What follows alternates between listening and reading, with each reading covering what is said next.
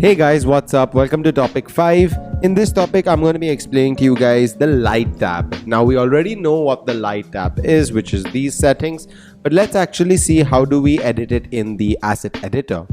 So now when I select the plane light and I place the plane light over here, you guys can actually see this plane light has been placed over here.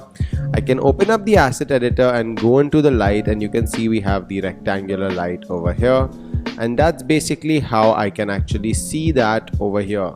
Now when I select the sphere light and I do a placement of that, you can see the sphere light gives me settings as well. Now we have got different settings, that whether it is enabled, whether the color is there, texture, intensity, units. When we get into the renderings, we'll actually be seeing how these work in our actual renders. Next we have the spotlight. You can see I can place the spotlight over here. That's actually the spotlight.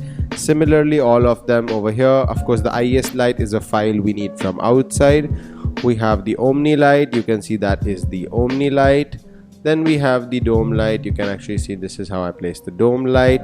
The dome light, as you can see, holds HDRI and texture. That means you can actually add this for a sky texture. That's basically what it is, and that is the north direction. So that's basically how we understand which is the north direction, where is the sun going to be from, and all of that. Then we have mesh light, but that was on an object, so we can actually add mesh light on this. You can see I've added mesh light over here. I'll actually change mesh light, let's say red color. Later on when we do a basic render, you guys will remember this. Then we've got light intensity. So of course I can select that particular thing, move my hand up, move my hand down to adjust the intensity. And you see once then intensity is adjusted over here to 106, you can see it comes over here to as well. I can reduce it and it will get reduced over here as well. So it's completely interlinked and it works together. And that's basically the light settings in this particular topic.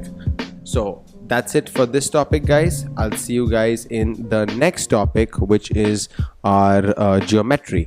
And later on we'll jump into the details while we do test renders before we actually get into the projects. Alright guys, take care and I'll see you guys in the next topic.